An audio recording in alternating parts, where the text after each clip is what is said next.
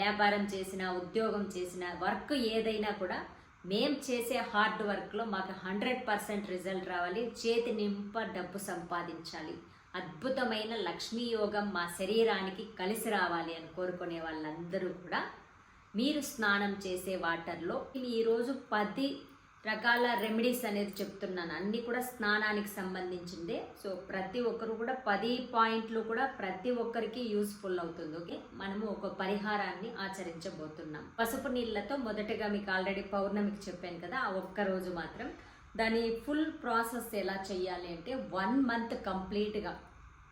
So మీరు ఏదైనా ఒక మంచి రోజు స్టార్ట్ చేసి పసుపు నీళ్ళతో స్నానం చిటికెడ వేసుకుంటే చాలు. ఒక బాక్స్లోకి వేసి మీరు ఆల్రెడీ బాత్రూంలోనే ఉంచేసుకోండి పసుపుని. ఎవరైతే ఆ సమస్యని ఫేస్ చేస్తున్నారో వాళ్ళు ప్రతిరోజు మీరు స్నానం చేసే వాటర్లో ఒక చిటికెడు పసుపుని వేసి బాగా మిక్స్ చేసి సో అక్కడ సంకల్పం చెయ్యండి. అందుకే మీకు సంకల్పం చెయ్యండి అని చెప్పాను.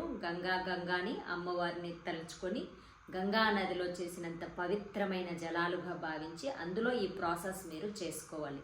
సో మీరు హస్బెండ్ అండ్ వైఫ్ బాగా చాలా అన్యోన్యంగా ఉన్నట్టు, గొడవలు లేకుండా ఉన్నట్టు అలా భావించుకొని హ్యాపీగా చేసుకోవాలి స్నానాన్ని. అలా ప్రతిరోజు కూడా ఒక కనీసం 21 డేస్ అయినా కంటిన్యూగా ఒక్కరోజు కూడా మిస్ కాకుండా 21 డేస్ని స్నానం. ఇంకా మనకి నెక్స్ట్ పాయింట్